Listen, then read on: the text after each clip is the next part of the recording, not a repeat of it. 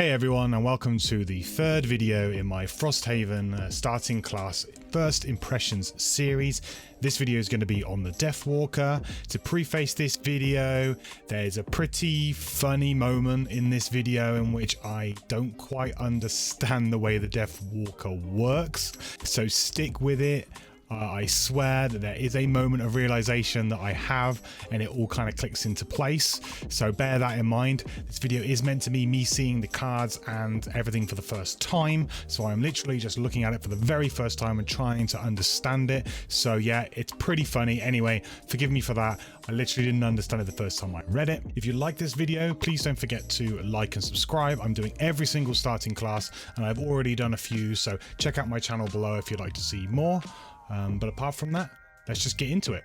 Okay, so the Deathwalker. So we've got 11 cards. Health-wise, wow, this character's yeah, very fragile. So 6 health at level 1 is not a lot of health at all. So a very fragile character. So this is probably going to be a ranged or support character. Let's get into the cards. Okay, so there are a few special rules to take note of, because they can generate shadow tokens on the board. You can have a maximum of 5 shadow tokens on the board, with a maximum of 1 in any given hex. If the Deathwalker were to place a 6th token, she may remove one of her other shadow tokens to do so, yeah. If the Deathwalker were to place a shadow token in a hex that already has a token, she places nothing instead. When moving a shadow token, they cannot move into or through walls, but otherwise can enter other type of hex without hindrance. Why does it say through walls?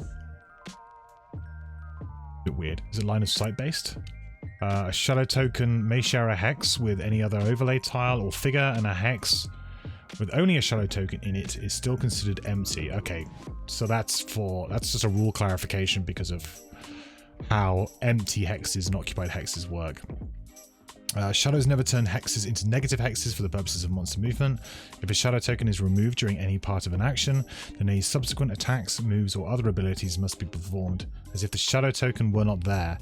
Figures in the same hex as a shadow token are not valid targets when performing an attack, because we're occupying the hex with the shadow token. Okay, sure.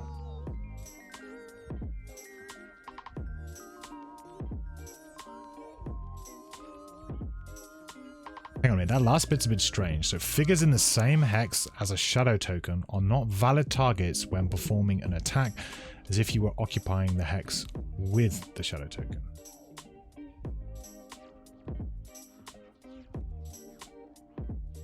Okay. Let's just crack into the cards, because that's a bit strange. Okay, Anger of the Dead. Attack 2, range 2. Remove any number of shadows within range 2 of yourself. For each shadow removed, add +2 attack, +1 range, and gain 1.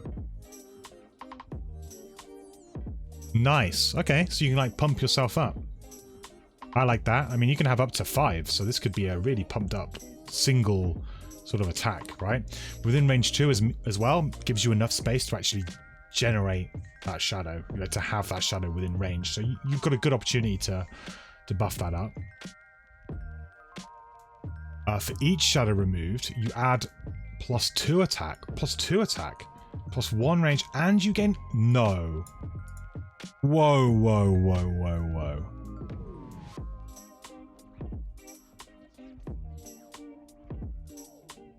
For each shadow. So if you were to remove 5 shadows, this would give you 10 extra damage. 5 extra range,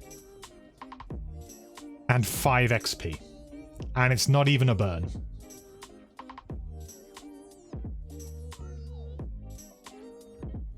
I mean, sure, seems balanced to me.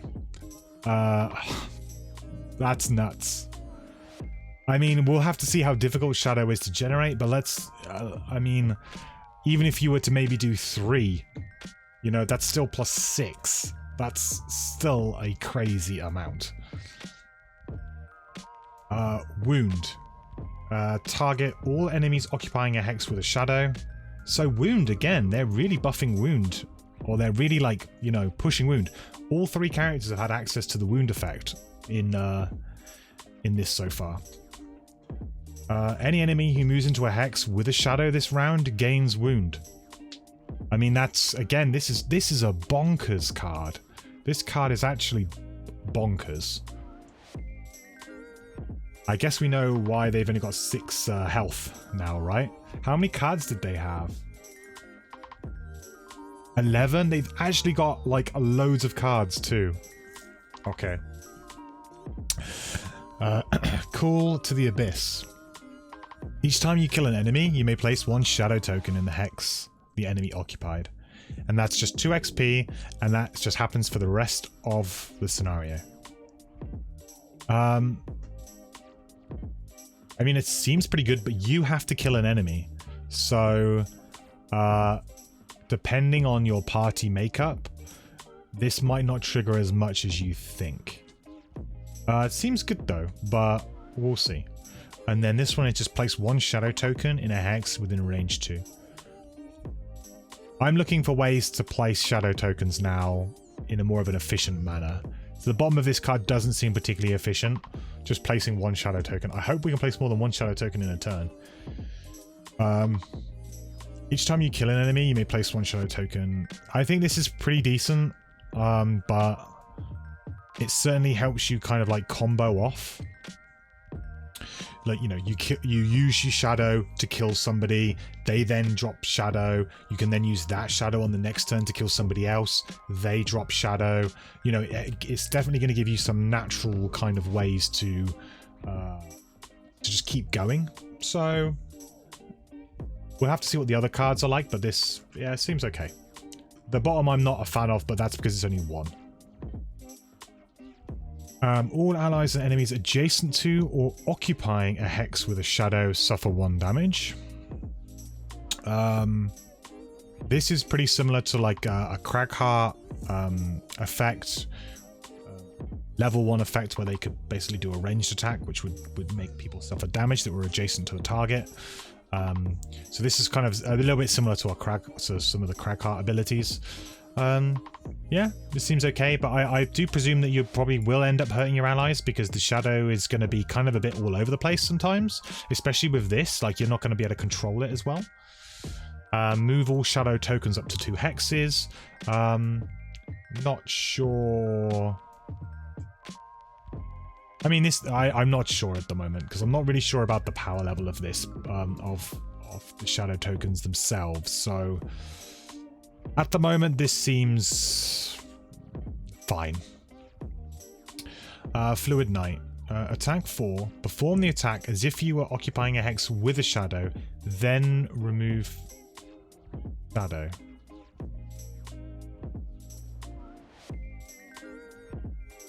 Sorry. So you do an attack 4, and you perform the attack as if you were occupying a hex with a shadow. So as if you were. So if there was no shadow there, then you remove the shadow. So basically, if there isn't a shadow there, then you wouldn't remove shadow?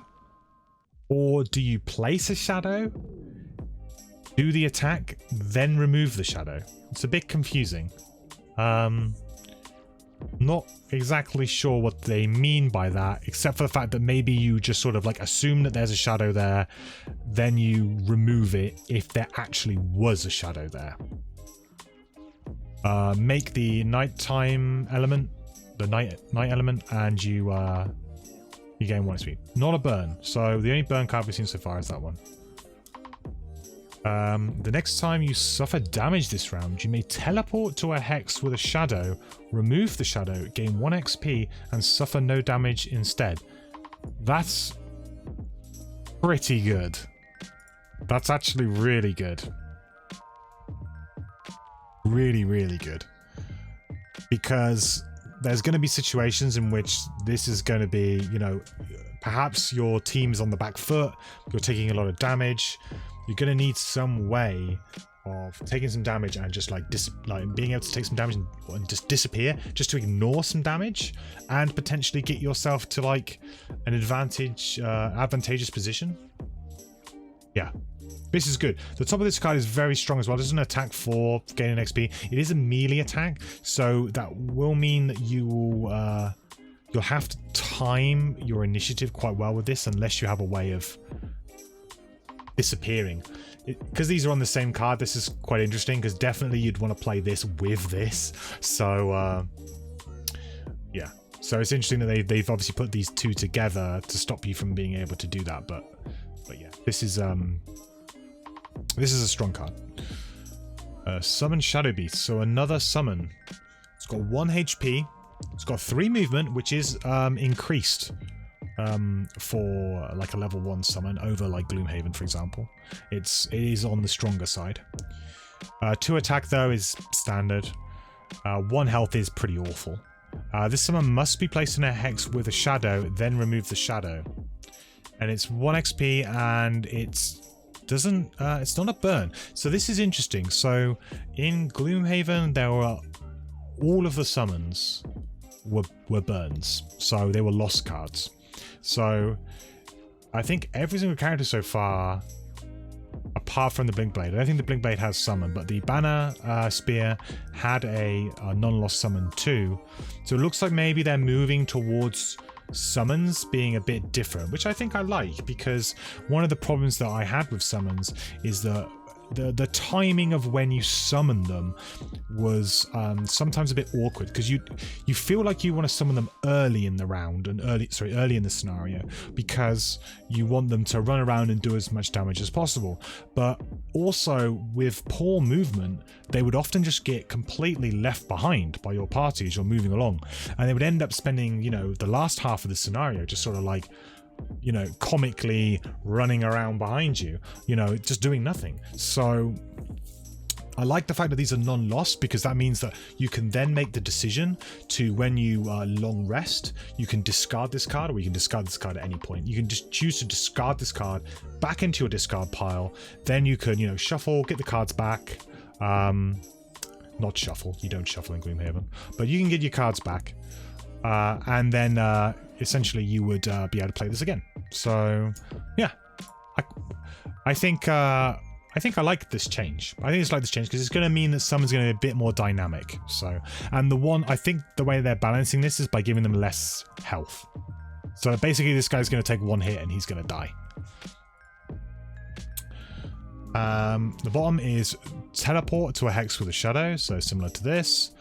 It's interesting that they seem to have created like an icon for teleport. Now I think what they used to do is the character that has it, you know, they'll write it down, so they write teleport. So it'll be interesting to see if on higher level cards they just use the symbol. You may remove the shadow in your hex to perform a loot 1 and gain 1 XP. Still not seeing very many ways to play shadows, guys. Where are my ways to play shadows? Here we go. Eclipse. Place 2 shadow tokens in hexes within range 3. Make night, 1 XP, burn. Does that mean that shadow tokens are super overpowered? Because to just place 2, essentially, they're saying you got to burn a card for that. You know, that to me, the fact that you can have up to 5 and you're not even getting most of your shadow on the board, and they're saying, hey, got to burn the card. Shadow tokens, well, I mean, we can see that shadow tokens are going to be super OP. But this is a pretty big drawback. Lots of ways to make nighttime as well. We've got some ways to use it coming up though. Move to make night, again, only really relevant if you need the element. Call of Doom. Attack 2, target all adjacent enemies. So this is another melee attack. Perform the attack as if you were occupying a hex with a shadow. Again, they use the same terminology though, so they're just saying, like, just assume that you have shadow at this point in time. Muddle. Okay, I mean, Muddle's a nice effect, and you can muddle a lot of things. Still not quite sure. This has got to be coming up in future cards. This has got to come up like something relevant's coming up to this soon. Got to be. Move 3 on the bottom. Black Barrage, attack 2, range 4. Use nighttime to add an extra attack, so an attack 3, range 4. That's pretty bog standard, to be honest. It's not particularly exciting. I mean, the range is nice, but it's a pretty standard card.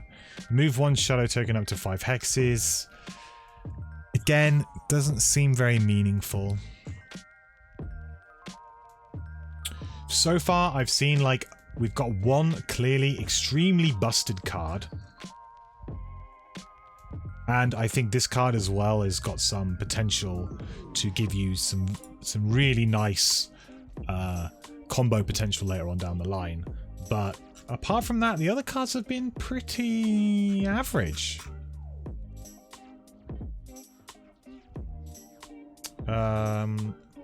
Strength of the Abyss, attack X, where X is the number of shadow tokens on the board. Nice, okay, I like that. I mean, you only have maximum of 5 though, so you are going to be topping out at 5. So there's no way that you can do more than 5. And so far we haven't found a way to add a lot of shadow tokens to the board. So, you know, this card's going to be pretty miserable at the beginning of the scenario. Could be an attack 5 towards the end, but it seems unlikely so far. I don't know, this could end up just being like an attack 2 or an attack 3, unless there is a way that we can really amp this shadow token stuff up. Before any action, you may remove 1 shadow within range 3 to add +2 attack to any one of your attacks, or +2 move to any one of your moves and gain 1. This is great. So this is what this card's for, right? This is what this card's for. I like the way that you can just add 2 attack just like that. Like that's all you want to do. Add +2 move as well and gain 1. It's going to give you a lot of it's going to give you a lot of flexibility in your turn, and that's really strong. However, it is another burn card, so we're already looking at our 2 really strong cards. 2 really strong cards being burns, which doesn't bode well. You've got 11 cards, so we're already down to 9, pretty much. From this one now? Yeah.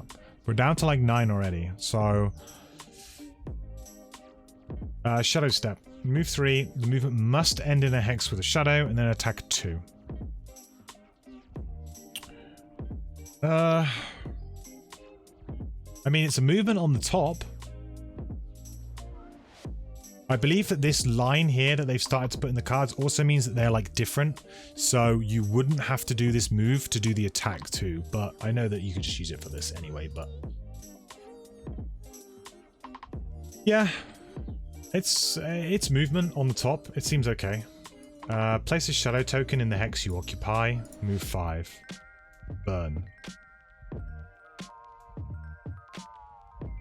You see, this is the main problem with this card, is that you're going to place the shadow token and then you're going to move 5, and most of these ask you to burn shadow tokens within range 3, and you're going to be 5 away, so it's going to be range 5. I don't know.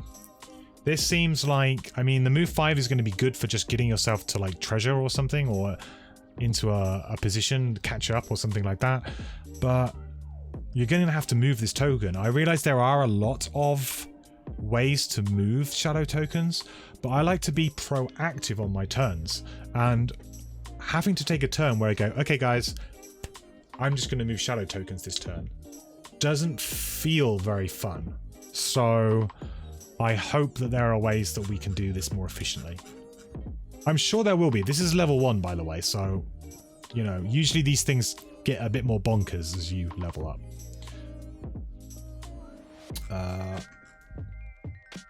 So, Lingering Rot, attack 4, target all adjacent enemies, 2 XP and poison. That's very strong. Very strong effect. The 2 XP is nice as well. Perform the attack as if you were occupying hex with a shadow, then remove the shadow, blah, blah, blah, blah, blah. Still not sure what that's about, but we'll find out.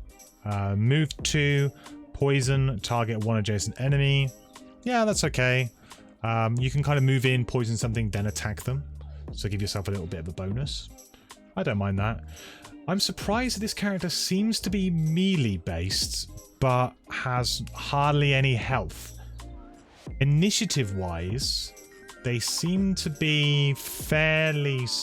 Well, I would say they are a slow character. Well, middle character. They don't have anything that is, you know, crazy fast so far. 14 is considered to be fast. I would say that anything sort of like from 30 onwards is probably medium.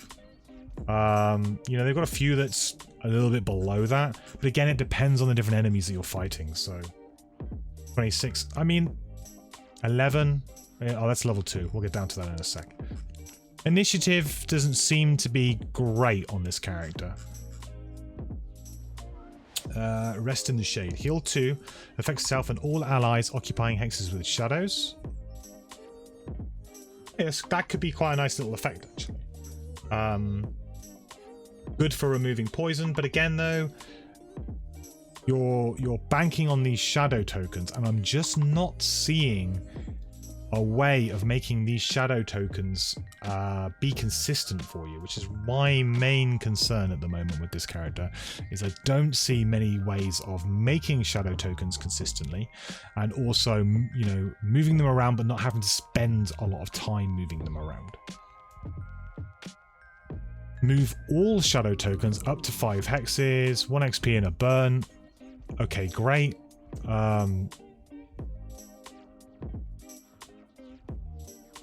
My other concern with this moving of it is, let's say at the beginning of the round, you make a lot of tokens in the first room, right? You then have to spend the rest of the scenario moving these tokens around because you've already burnt the cards that generated them. So it's hard for you to generate more shadow tokens to replace them. So you're then spending a lot of your turn just moving them around. At the moment, it feels like that's going to be not particularly interesting to me. Forceful Spirits. Attack 2, range 2, target 2, push 1. Spend 9 and get an extra 1 attack. So, you know, we make this element a lot, so we can probably consistently trigger this. Attack 3, target 2 is a nice attack. I'm surprised it doesn't give you an XP, but maybe because it would be a bit too powerful if it gave you an XP every time. Teleport to a hex with a shadow or adjacent to a shadow. Again, that's nice because it's basically like a free move. Yeah, I think this card's fine. Again, it doesn't seem to be particularly strong. Wave of Anguish. So for each shadow on the map at the start of this action, form attack 3. From the attack as if you were occupying the hex with the shadow.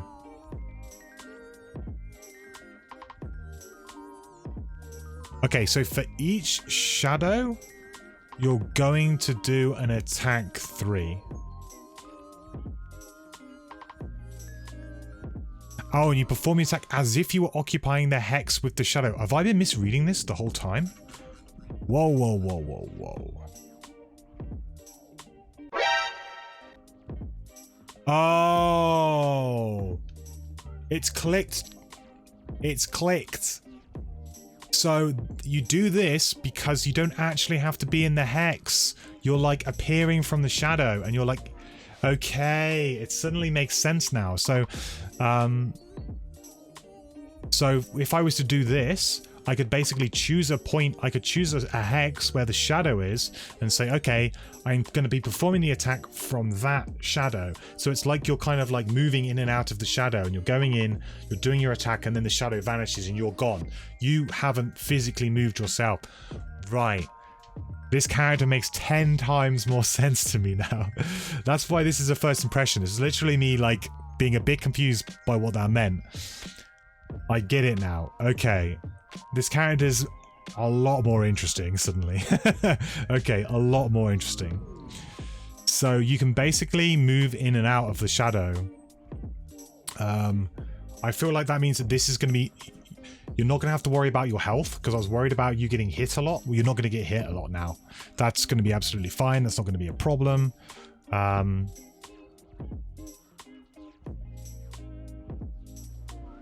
This is not this one. Where's the other one? Where there was another one with that written on it that I thought was super good.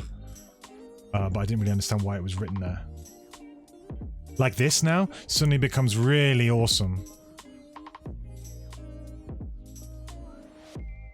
Because, you know, you can now safely attack something for 4, gain an XP, create night, and then remove the shadow. And then potentially, if you kill them, then the shadow comes back. Okay.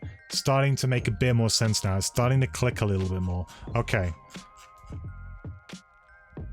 Okay, this does seem stronger now than I was initially thinking. And this card actually is like super thematic. I really like it. Because if you were really clever, you could just be like zipping around, killing people. Move 2, move all shadow tokens up to 1 hex. This is just a nice thing, like the fact that you get the move 2. I like that they've tagged it onto the bottom here, because I don't want to spend an entire turn just doing that. So this sort of feels like I'm moving, and I kind of move my shadows a little bit. I can have a little play around. Deadbolt. Attack 3, range 4, with a curse potentially. Cursing is great. I generally like to do my cursing like in AoE, so I can already see that we've got an AoE curse here, but that's usually how I like to do it. Oh, sorry, that's straight on to level 3. Oh, it's done it again. Okay, we're going to go down to level 2 cards first. We'll talk about that one in a minute. Level 2. Deepening Despair. Attack 2. Attack 5. Target an enemy with any range. And release 2 shadows. That's good. That's really nice. You don't remove the shadows, which is important. So this is quite strong. For the remainder of the round, you and all allies may treat any hex with a shadow as being adjacent to any other hex with a shadow for the purposes of movement. So basically, you can move through the shadows, and so can your allies, which is really nice.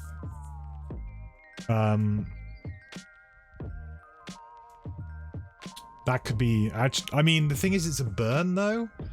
I think the top is really strong, and the bottom could essentially give you... like, towards the end of a scenario, could really help you out with, like, a teammate who's lagging behind, who has poor movement. This could really help. So, I think the top is incredibly strong. I think the bottom is situationally good, and the initiative's good, too. Dark Fog, attack 2, curse, range 3. I like this kind of effects because it's going to curse multiple things. However, it is a burn, so just putting 3 curses into the deck is not the best.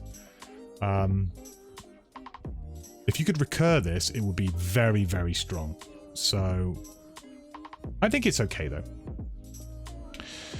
Move 1 shadow token up to 4 hexes. If the shadow token ends this movement in the same hex as an enemy, remove the shadow token. The enemy suffers 3 damage and gains 1 XP.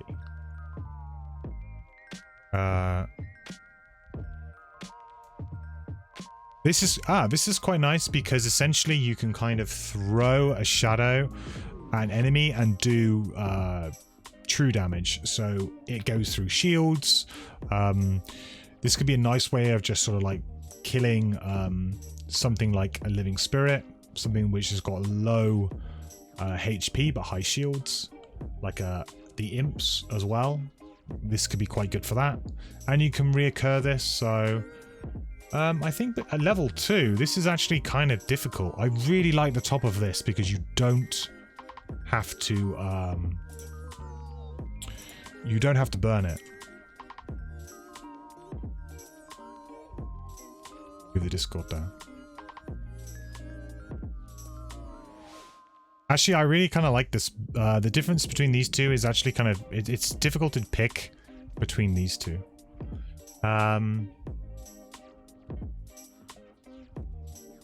Like attacking 5, I think is really strong. Like this is a... Like if I like to play aggressively, this seems really good. because you don't have to burn the shadow. But it's difficult because I'm still not seeing a way to consistently make sure you have a lot of shadow on the board. So level 3 we'll do this card, which was the attack 3 range 4 curse, and you can reoccur it. This is fairly average effect. Move all shadow tokens up to 3 hexes. That's just an improvement on some of the other ones that we already have, some of the other abilities that we have. I'm not super jazzed about this because I just don't think it's a fun thing to do.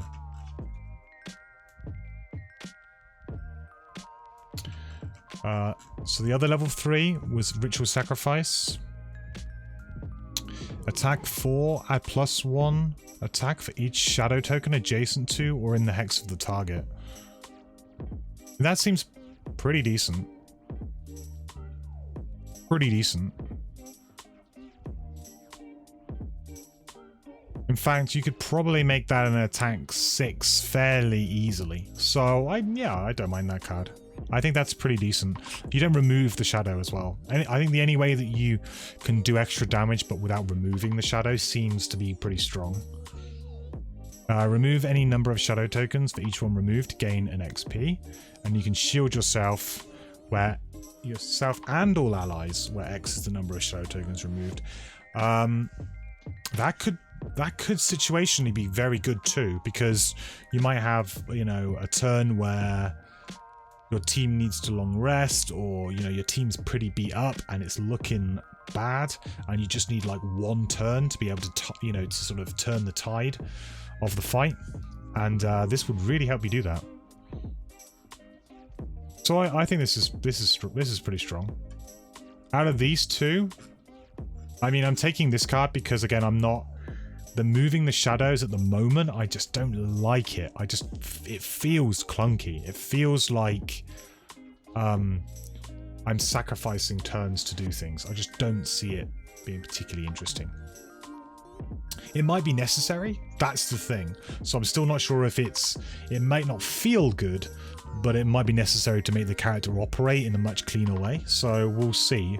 But my initial feelings are that I don't want to be spending turns just moving shadow around, because it just feels like I'm wasting turns. And in Gloomhaven, you know, it's all about the clock and finishing the scenario within that time. And if you're spending lots of turns just moving stuff around and not doing too much more, it might be a problem. I mean, in smaller dungeons where, you know, the rooms are much smaller and perhaps you have the range to be able to reach everything, perhaps moving stuff around would work, because it's generally you play like the bottom, so you could potentially play, you know, the bottom, and then you could use the top to use the shadow in a meaningful way. So possibly.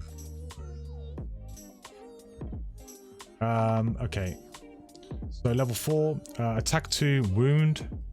They're loving wound in this in Frosthaven so far. Target all enemies adjacent to or occupying the same hex as any shadow. So this could be super strong, you know, potentially up to 5. You could wound up to 5 enemies with this if you are clever. It's probably quite unlikely. Let's say you were to wound 3 things. That's still pretty decent, I think. And attack 2. Yeah, that's strong. It's a burn. I mean, it does feel a little bit like, for a level 4 card, it's I guess it's pretty balanced, but it seems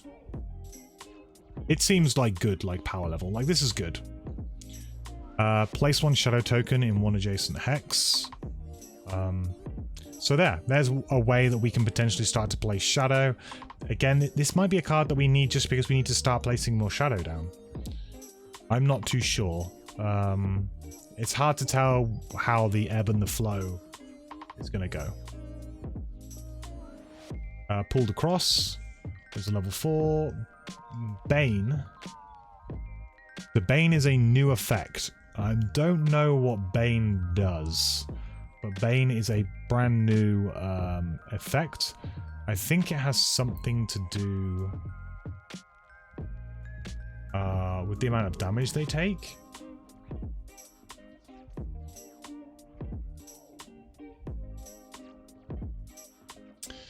What is Bane? So Bane, the way that Bane works is that if the enemy does not heal, by the end of their next turn, they take 10 damage. So basically this could essentially do 10 damage essentially. This is a change that they've made to some of the insta-kill mechanics. So some of the characters in Gloomhaven had ways to just kill enemies, which often felt quite overpowered, especially at higher difficulty levels of the game, because, you know, essentially then you can ignore the higher health pools that the enemies get, and you can just eliminate them. And certain characters were very, very powerful because they could do this. So that's interesting. That's a nice change. It's just going to do 10 damage. So that will scale. That will get worse as it goes on. But when you first start out, that's going to be really useful. At level 4, that's going to be a good balance. So I just deal 10. You do have to set it up with the shadow, but hard. And then the bottom of this is move to invisible self. Between these two, this is difficult to say which one I would choose. I feel like if you're ever like tied for a decision, then it's usually better to go with the thing that gets you XP. However, I do think that we're going to struggle with shadow tokens, so this could be really really important. So, but without playing, I can't say for sure, but this could be quite important. Let's have a look at the character sheet. So I remove some -1s, replace -1s with +1s. So they actually have quite a good way of increasing their damage here. Replace a -2 with one -1 and one +1. That's a bit of a weird perk. I mean, it's... yeah, that's a bit strange. Okay. I guess it is better, but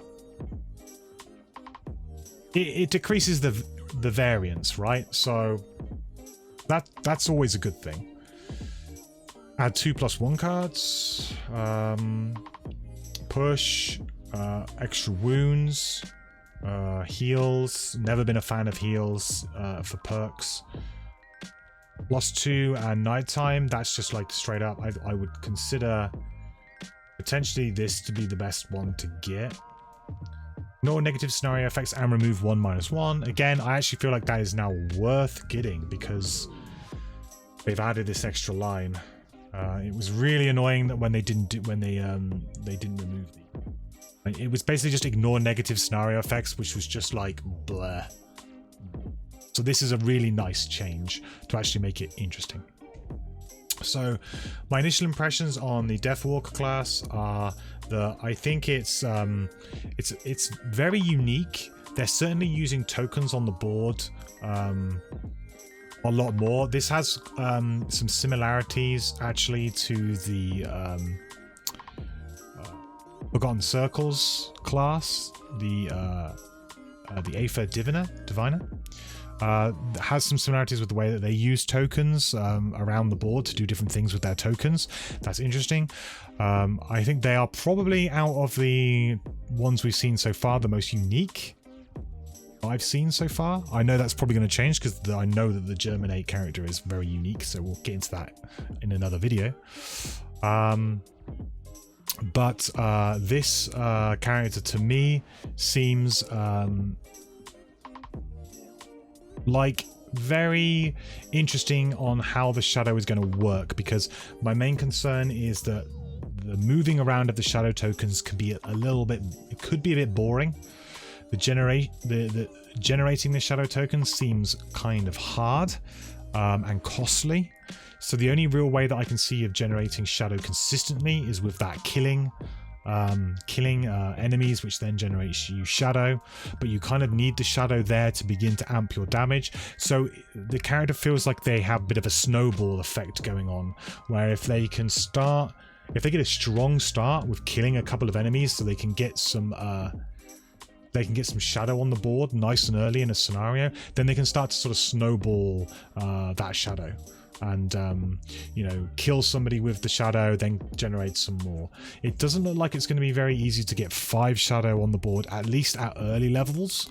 That could well change as you go up after level 4, you know, into the higher levels. Perhaps there are easier ways. But yeah, my main concern is that it looks like it may be a little bit of busy work moving the shadow around. You may have a few turns that are kind of a bit boring. I mean, every class can have boring turns in Gloomhaven sometimes, where you just kind of have those turns where you need to prepare, you know, either by short resting, long resting, or you know, setting up your abilities. You know, making summons can often be kind of a bit of a boring turn. Yeah, I'm just wondering how that's gonna play out with this character. But they seem interesting. They're definitely unique. Complexity wise, I think this is probably on the lower end of complexity compared to the other ones. I would say so far the Banner Spear has been the lowest sort of level of difficulty.